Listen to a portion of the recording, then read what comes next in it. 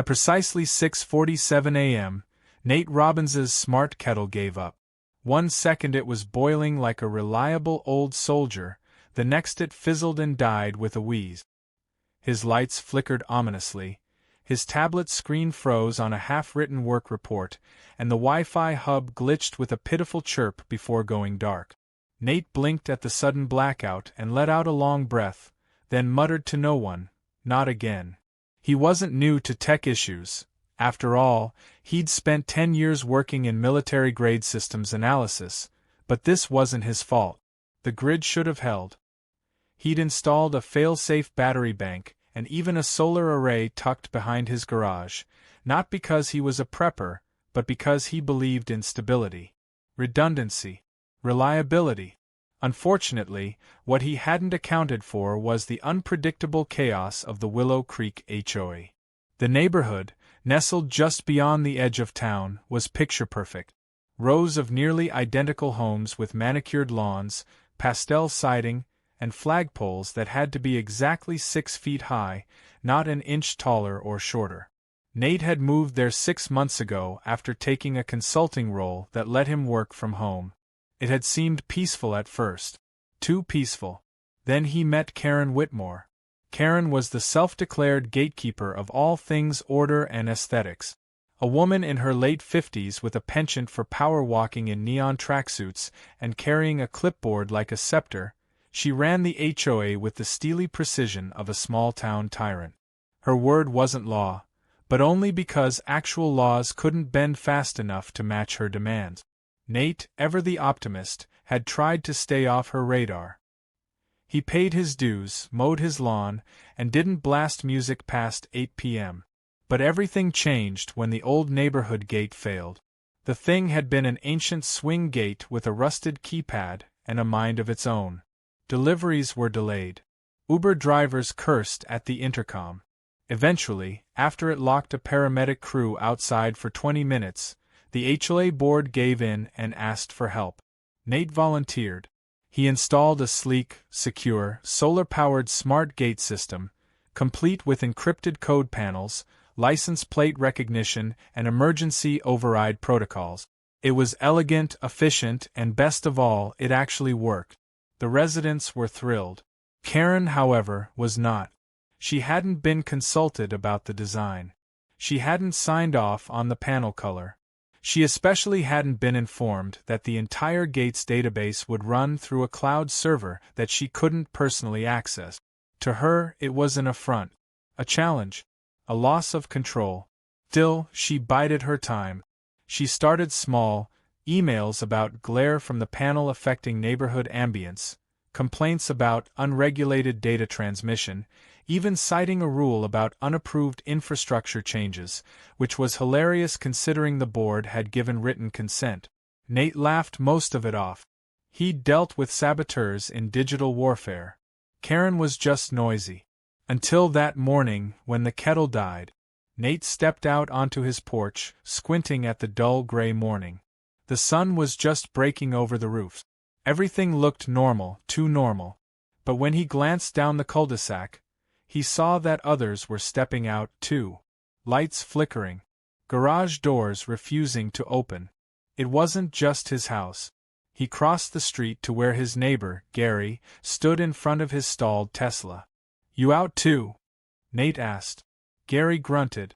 "Car's locked. Can't even pop the charge port." "What's going on?"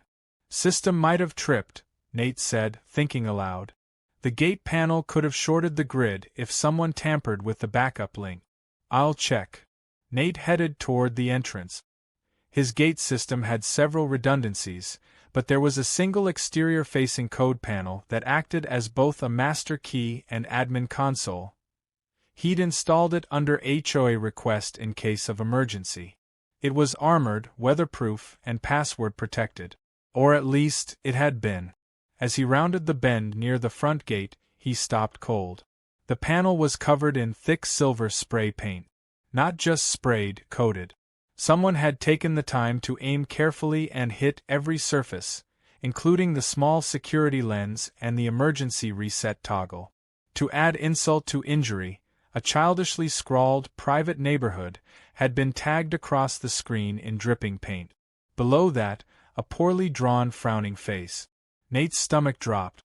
He immediately checked the hidden auxiliary camera he'd installed inside the birdhouse across from the gate.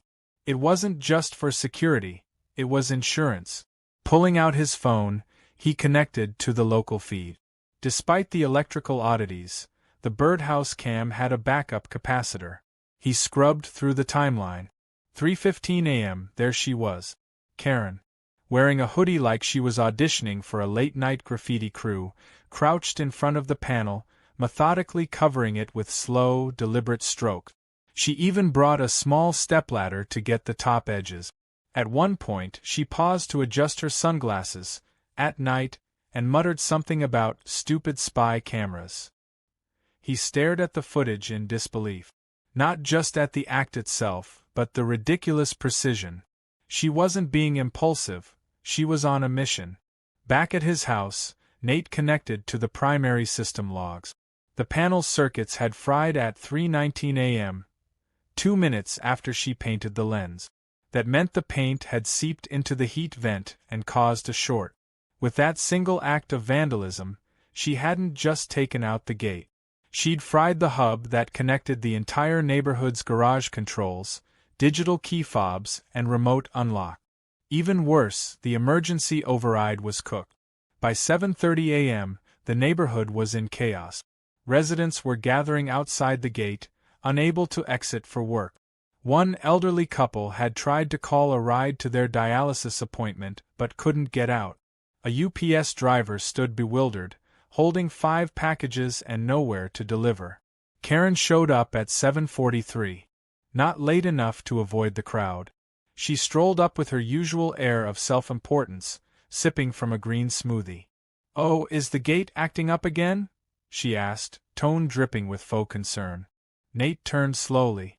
"You don't want to pretend right now." She blinked. "Excuse me. I have you on camera." Spray painting the panel. There was a beat. A crack in her composure. "That's absurd," she said. "I was sleeping. And even if I wasn't, that panel was illegal. No one gave permission for surveillance systems." Several neighbors gasped. Gary barked a laugh. Nate stepped forward, calm and low-voiced. "You vandalized the central control system. You didn't just damage the panel, you disabled power distribution to every automated entry in the block. You trapped people in their homes. And you left us wide open to outside intrusion." Karen's eyes flickered. "Maybe we shouldn't rely on unstable technology." A woman named Rosa, who had twin toddlers screaming in her SUV, shouted from behind, "Tell that to my kids who've been stuck in the car for 40 minutes. Karen flinched. But before she could respond, a different neighbor pulled out their phone. "Is this her?" he asked, holding up the now viral Reddit post Nate had anonymously uploaded minutes earlier, complete with the time-stamped video. Karen's face turned the color of her smoothie. The crowd began murmuring louder. "Phones out. Cameras up." Her voice stuttered as she tried to explain. "I was protecting us. He built a hacker system. He could be recording us all. But no one was buying it. Not with the footage. Not with the chaos." Nate simply raised an eyebrow and turned to Gary. "Let's get a manual override installed. This is going to be a long day." And in Karen's silence, Nate heard something he hadn't heard in months. Applause. Nate sat at his kitchen table with a cold cup of coffee in one hand and a schematic of the gate system pulled up on his laptop in the other. His cat, Pixel, was curled lazily by the window, unaware that the entire block was teetering on the edge of logistical collapse. The birds chirping outside and the warm golden morning light streaming in through the blinds gave off an illusion of calm, but it was a straight-up lie. Nate was tracking a crisis, one started by a neon-clad tornado in human form named Karen. Ever since her midnight art project on the control panel, the neighborhood had been operating on emergency settings. He'd managed to rig a basic manual release using a decommissioned Raspberry Pi and the leftover casing from an old baby monitor. It wasn't elegant, but at least it let people out, though not without him physically verifying identities, which meant Nate was now functioning as both gatekeeper and bouncer for the block. The real issue, however, wasn't the panel itself anymore. Something deeper had gone wrong. Since the spray painting incident, there had been strange power anomalies. A few garages refused to open even with direct command inputs, while others would suddenly activate without being touched. One house reported their porch lights flickering Morse code-like patterns at 3 a.m. Another neighbor swore her smart oven turned on and set itself to 500 degrees while no one was in the kitchen. And then came the kicker. The block's transformer started buzzing audibly, a low electrical hum that grew stronger at night and sounded like an angry bee trapped in a metal jar. Nate took it seriously. When electricity misbehaved, it wasn't just a nuisance, it was dangerous. He set out across the block, clipboard in hand, not to channel Karen, but because if anyone questioned him poking around their electrical boxes, he wanted to look semi-official. He knocked on doors, ran diagnostics, and checked every access relay his system touched. Everything pointed to one odd result. The overload wasn't consistent. It pulsed every 93 minutes. Like clockwork. The weird pattern gnawed at him until he sat down to review logs from the main gate controller. That's when he spotted it. Karen's vandalism hadn't just damaged the panel, she had knocked loose the internal time relay responsible for load cycling. The result? The gate was trying to reinitialize its emergency reboot process every 93 minutes, surging voltage into systems it was never meant to control. He leaned back and ran a hand over his face. It explained everything. The power hiccups, the buzzing transformer, the appliances on the fritz. His fail-safe system, designed to gracefully shut down during physical tampering, had misread the sabotage as a software fault, and had been trying to self-heal ever since. Only, instead of fixing itself, it was slowly frying everything connected to the grid. To Nate, it was a nightmare. But to Karen? He doubted she'd understand half the terminology. He could already hear her voice. Why does a gate need a brain? Just use a key like normal people. He needed help. Someone outside the neighborhood who could help him recalibrate the system without completely tearing it down. That's when he remembered Marcy. Marcy Tran had been his project manager back when they worked together on cybersecurity overlays for federal infrastructure. If anyone understood stubborn digital ghosts like this one, it was her. He shot her a quick message with a compressed version of the system logs and a brief rundown of the problem. She responded in under 5 minutes. Holy crap, this is hilarious. And yes, I can help. By the time she arrived that afternoon, Nate had patched the worst of the feedback surges and rigged a temporary block at the transformer junction to isolate it from further harm. Marcy stepped out of her car wearing jeans, combat boots, and a backpack filled with gadgets that would make a hacker weep with joy. She gave Nate a hug, then eyed the birdhouse camera with a grin. That the one that caught Queen Clipboard? She asked. Sure is. She even looked both ways before vandalizing. Like the paint fumes wouldn't rat her out. Marcy laughed and pulled out a small device that looked like a Game Boy on steroid. Let's go see what kind of digital crime scene she left behind. Together they re-entered the gate housing and popped open the inner shell. Marcy whistled low. Yep, she cooked it good. Paint got into the vent and baked on the board. This would have shorted faster than a politician in a lie detector chair. As they worked, Karen appeared in the distance, dragging her tiny dog Pickle, who looked thoroughly embarrassed by the hot pink sweater it had been forced to wear. Karen slowed as she spotted them. Oh, are we still fiddling with your little hacker door? She called out, voice syrupy. Nate didn't even turn.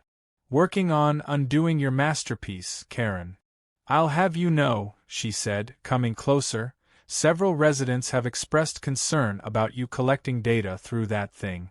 Facial recognition? Number plate tracking? Very Orwellian. Marcy stood up, squinting at her. And are you also their lawyer? Or just the neighborhood conspiracy theorist? Karen frowned. Who are you? Marcy smiled. Someone smarter than you. Karen huffed, gave Nate one last suspicious glance, and stomped off, muttering something about escalating to the city council. Pickle paused to poop in someone's yard before scampering after her. Marcy rolled her eyes. Wow. She's like if bureaucracy grew legs and developed a superiority complex. With the damage assessed, Marcy helped reroute the loopback circuit and flashed a new firmware into the system. They patched the emergency override and rewired the power load balancer to prevent surges. By sunset, the humming had stopped, and the gate's lights pulsed with a soft green glow, finally stable. But just as they were celebrating, Nate's phone buzzed with an alert. Unauthorized access detected. Panel 4A. He frowned and pulled up the feed. A figure in a hoodie was back at the gate again. Different posture, slower, but clearly attempting something. They had a crowbar.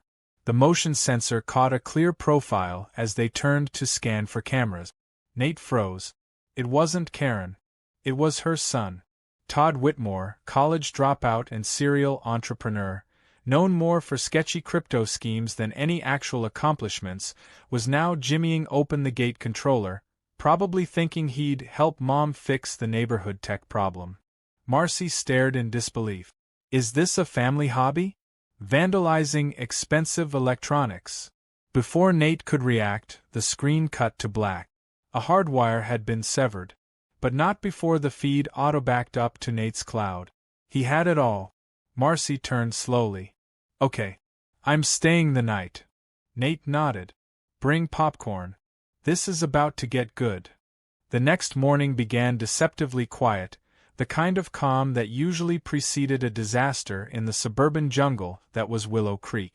Nate stood at the gate in his hoodie and joggers, sipping lukewarm coffee while pretending not to feel the tension pulsing from the steel box beside him. The panel's casing still bore silver streaks from Karen's late-night graffiti session, though most of it had been scrubbed clean. The damage beneath was harder to erase. Marcy was on the ground beside him, legs crossed, tools spread out in a semicircle like she was building a shrine to digital vengeance. She tapped her tablet, grimaced, then yanked a cable from the circuit board with a hiss of frustration. Todd did more than clip the feed, she muttered. He must have shorted the auxiliary relay. The gate's stuck on passive mode. It's not just dumb, it's brain-dead. Nate rubbed his temples. Perfect. Just what we need, 2 amateur saboteurs in 1 week. They hadn't confronted Todd yet, mostly because they were trying to determine how deep the damage went.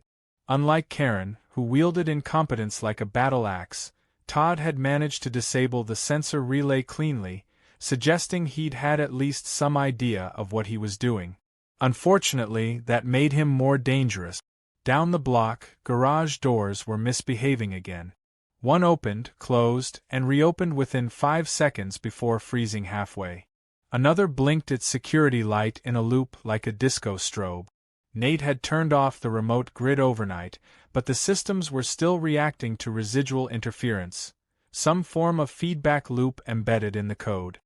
His original design was resilient, but the more Karen and Todd meddled, the more it turned into an unstable house of cards. As they worked, a familiar screech broke the morning air. Karen's voice rang out before her figure even came into view. I have already reported this to the HOA board. Unauthorized modifications are being made to community infrastructure. Marcy didn't even look up. Can someone install a mute button on her? Karen stormed down the sidewalk, flanked by a man Nate hadn't seen before. Tall, thin, and clearly uncomfortable, he clutched a legal pad and wore a pin that read HOA Assistant Secretary, Temporary. This is Mr. Blake, Karen announced with a flourish. He is here to observe and record unauthorized activities related to the electrical systems. Mr. Blake looked like he'd rather be anywhere else. We're just here to understand what changes have been made and, ensure safety protocols are being followed. Nate remained calm. Well, Mr. Blake, your predecessor signed off on this entire system. It's HOA approved, certified, and installed to code. What you're seeing now is us repairing deliberate acts of vandalism. Karen sniffed. Vandalism? That's quite a dramatic word for a few drops of paint. Marcy stood, brushing dust from her jeans. That few drops of paint disabled an encrypted access network and initiated a power surge cycle that nearly cooked a neighborhood transformer. Karen scoffed. If it was that fragile, maybe it never should have been installed. Nate locked eyes with her. The system wasn't fragile. It was sabotaged. Blake shifted awkwardly. Maybe we should, review the documents first before jumping to conclusions. Karen cut him off. What matters is that this hacker project is interfering with our standard of living. And now people can't get their Amazon deliveries. Marcy raised an eyebrow. You're upset about your packages while a disabled veteran 3 doors down couldn't get his motorized ramp to deploy last night. Priorities, huh? The tension hung thick in the air, broken only when another resident, Rosa, approached carrying a tablet and a bag of groceries. Her face was flushed with irritation. I just saw the footage, she snapped. Karen, your son was breaking into the gate system last night. What do you call that? Modern art. Karen's smile faltered for half a second. That's ridiculous. My son was home all evening. He's not involved in this nonsense. Marcy pulled out her phone and brought up the cloud-saved video. With a few taps, Todd's grainy but unmistakable face appeared on the screen, crowbar in hand, tugging at the panel's interface before the feed cut to black. Mr. Blake blinked. That's definitely, someone interacting with the system. Interacting, Marcy echoed with a snort. Is that what we're calling felony trespass now? Karen turned scarlet. That proves nothing. My son was likely trying to fix what your dangerous system has broken. A chorus of voices erupted from behind them. Neighbors were gathering now, several armed with phones, and at least one filming discreetly. Karen's arguments were turning from confident proclamations to desperate stretches. Nate leaned close to her, voice quiet but firm. You tried to paint over the system. Your son tried to break it open. And now, thanks to both of you, every smart connected device in the neighborhood is flickering like it's being haunted. Karen scowled. Maybe this neighborhood needs less technology and more control. That was her tell. Karen didn't just hate Nate's system. She hated the idea that something important was outside of her dominion. Her world had always operated under the belief that she knew best. The keypad changed that dynamic. Now every locked gate, every automated garage, was proof that she didn't have the last word. That was intolerable. Mr. Blake cleared his throat. I think maybe it's time we paused for a broader HOA review. I'll suggest a special session. Karen's eyes widened. You can't be serious. You're letting them dictate the infrastructure of our entire neighborhood. Nate smiled. No, Karen. I'm just fixing what you broke. Later that evening, Marcy and Nate returned to the system housing and finally isolated the recursive error loop Todd had unknowingly triggered. With one final code injection, the entire system reset and synced correctly. The LED lights on the gate pulsed blue, then turned green, system online. Marcy leaned against the wall, exhausted but triumphant. He created a subroutine that rerouted the failsafe back into the initialization script. It was like watching someone teach a toaster to commit digital suicide. Nate nodded, wiping his hands. It's stable now. But I'm upgrading the firmware tomorrow with a personal twist. The next morning, every resident who approached the gate was greeted with a friendly female voice. Welcome home. Gate secure. Unauthorized tampering will be reported. Karen, standing a few feet away, went pale as the system added. Reminder. Vandalism is a felony. The cherry on top was a little image that appeared on the touchscreen display when someone hovered their hand over the code panel, a digital drawing of a silver spray can with a red X through it. Nate didn't look at Karen as he walked by, but he could hear her teeth grinding from the sidewalk. For now, peace had returned to Willow Creek. But Nate had the oddest feeling it wouldn't last. 2 days after the system came back online, Nate found himself standing at the center of Willow Creek's clubhouse, flanked by folding chairs, passive-aggressive muffins, and more murmuring than a high school scandal. The HOA had called an emergency meeting to discuss infrastructure governance, which everyone knew was code for figure out how to deal with the Karen problem without naming her directly and causing a scene. Karen, however, had no such reservations. She sat at the front like she was hosting a game show, eyes narrowed, shoulders squared, and lips permanently puckered. Todd was next to her, dressed in a wrinkled blazer, looking like a man who wanted to be anywhere else but was promised a Starbucks gift card for showing up. Karen had even preloaded a PowerPoint, complete with animated transitions, that she claimed would reveal the threat of technological overreach in our community. Nate had tried to decline the invite, but Marcy, grinning as she munched on a stressed donut, told him it was the perfect chance to unveil what he'd been building for the past 48 hours. A full gate system upgrade with decentralized access, biometric safeguards, and best of all, an administrator audit log that could trace every button press, override, and login attempt. "I hope you programmed a Karen filter into the new firmware," she whispered. "I did better," Nate replied. "I built a trap." As the meeting began, the board's interim president, a soft-spoken accountant named Julia, attempted diplomacy. "Let's remember we're all neighbors, and the goal is to ensure community safety, harmony, and mutual respect." Karen raised her hand before Julia could finish. "Yes, thank you. I believe we should start by examining Exhibit A, my documented concerns about electronic surveillance and foreign data extraction." She clicked her remote. The first slide appeared. It was a grainy photo of Nate's birdhouse camera, circled in red with Comic Sans font reading, "Spy Cam?" Someone coughed to stifle a laugh. "This camera," Karen continued, "is aimed directly at the street. Children walk here. Pets roam freely. What gives this resident the right to record us at will?" Nate stood calmly. "That birdhouse cam captured you defacing community property. It also recorded your son attempting to crowbar the emergency panel." Karen's nostrils flared. Unsubstantiated accusations. Children play with tools all the time. There was an audible gasp. Todd buried his face in his hands. Julia tried to interject. "Perhaps we can stick to the agenda." "I'd like to show something," Nate said, walking to the front. He held up a small tablet, tapped twice, and mirrored the screen to the projector.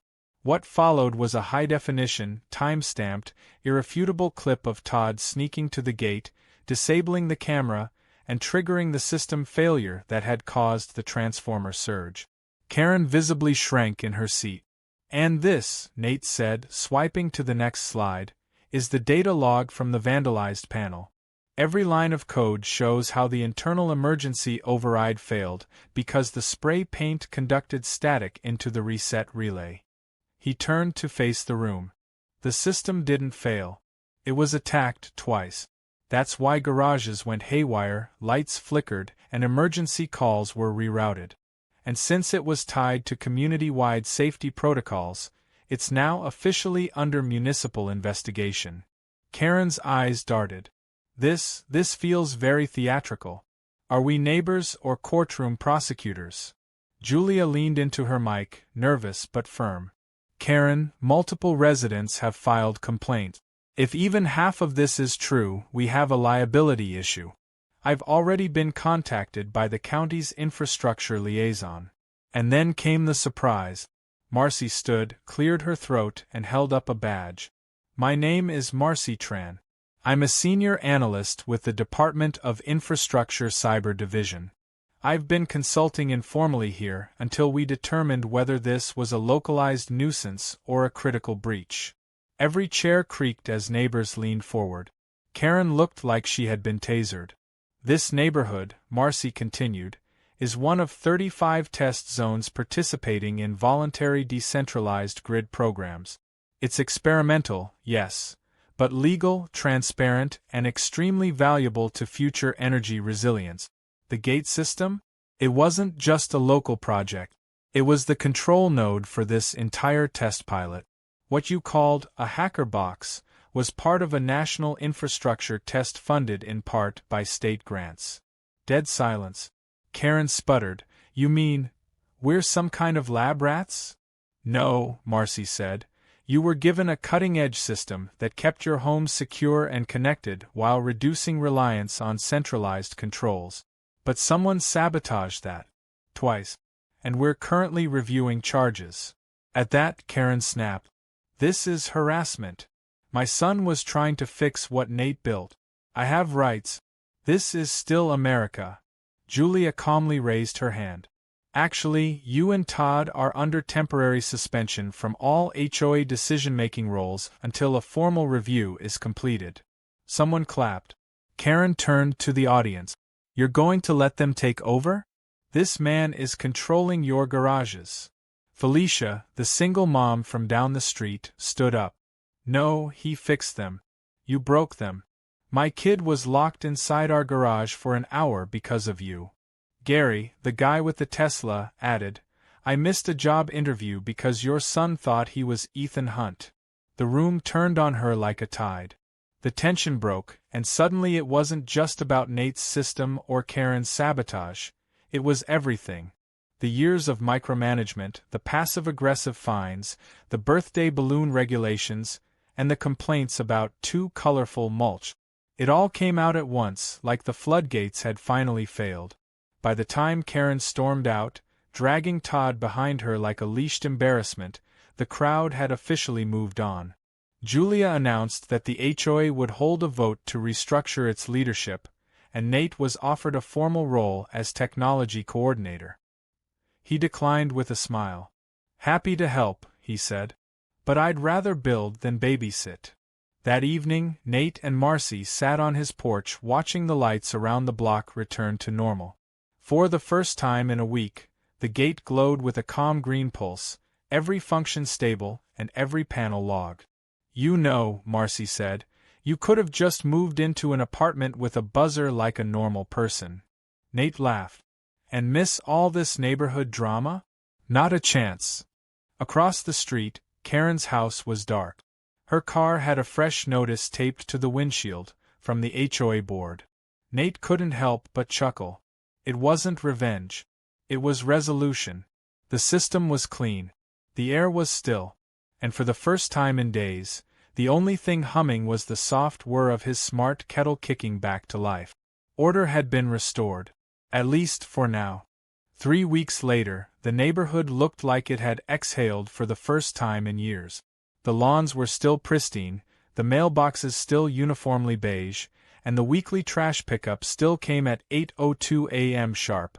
But something intangible had changed in Willow Creek.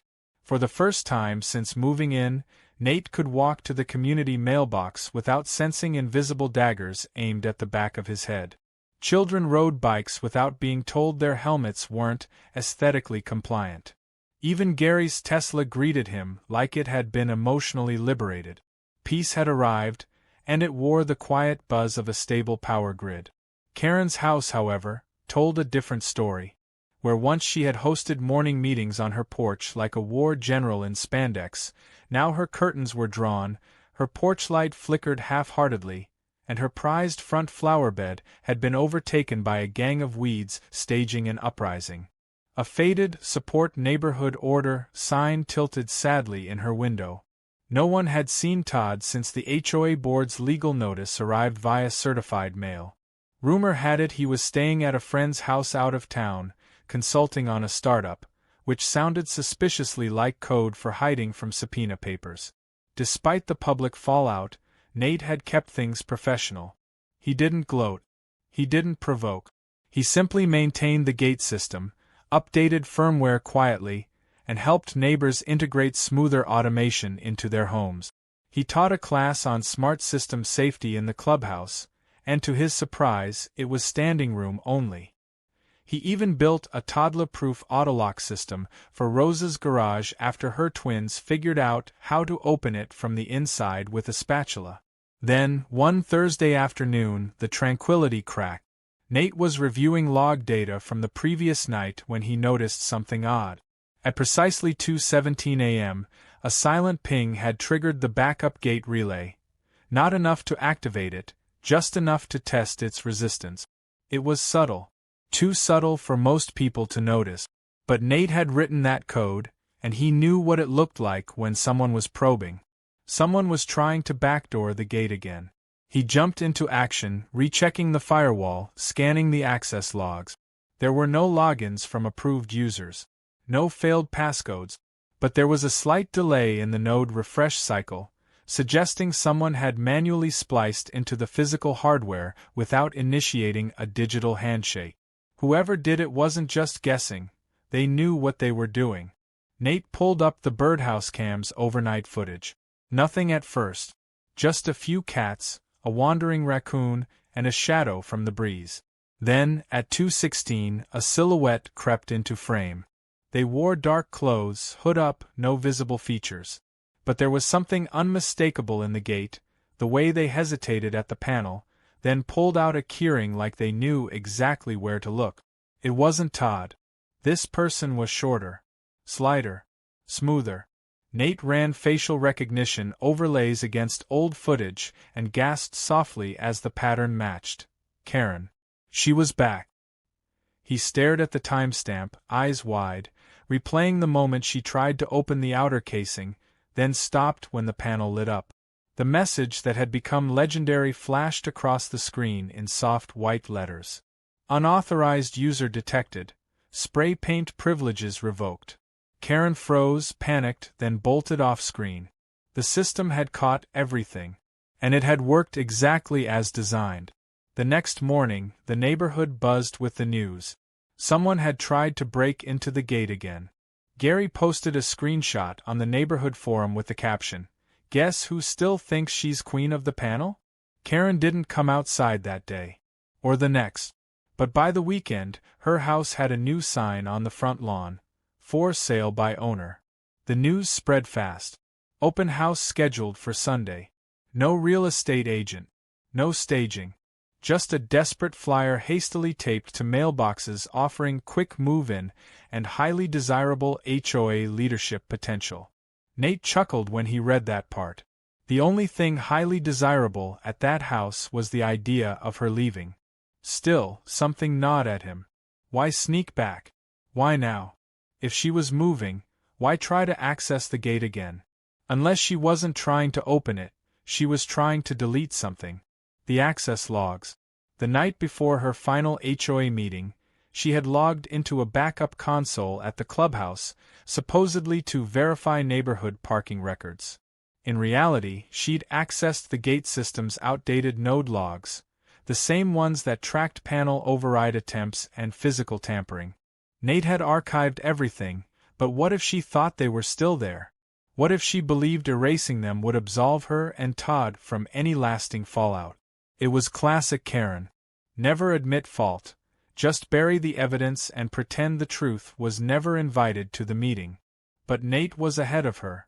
Always had been. The neighborhood gathered on Sunday for the open house, not to buy but to spectate. It was the event of the month. People brought folding chairs, lawn drinks, even snacks. Someone played Another One Bites the Dust softly from a Bluetooth speaker. Every time a visitor approached, someone would lean over and say, "Ask her about the gate." No one stayed longer than 5 minutes. By Monday morning, the sign had been taken down. By Tuesday, Karen's windows were bare, the curtains gone. And by Wednesday, a moving truck arrived at 6 a.m. sharp. Karen didn't wave goodbye. She didn't say a word. She climbed into the passenger seat, pulled her visor down, and hid behind dark sunglasses as if trying to vanish by sheer willpower.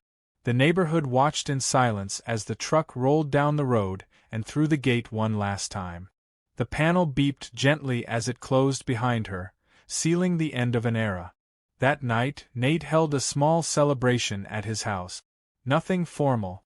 Just a backyard projector, a barbecue, and a looping compilation of the gate footage, minus any identifying data, set to dramatic music. Laughter erupted when the spray paint clip played. Marcy did a dramatic reading of Karen's infamous HOA memo. Rosa brought cupcakes shaped like keypad.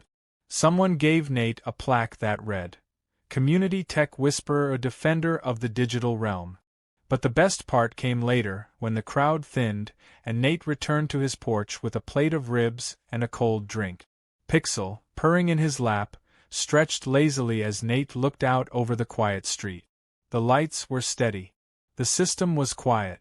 The gate blinked its soft green pulse like a heartbeat in perfect rhythm. For the first time, Nate felt like Willow Creek wasn't just a place he lived. It was home. Not because the drama was over, but because he'd helped pull the neighborhood through it.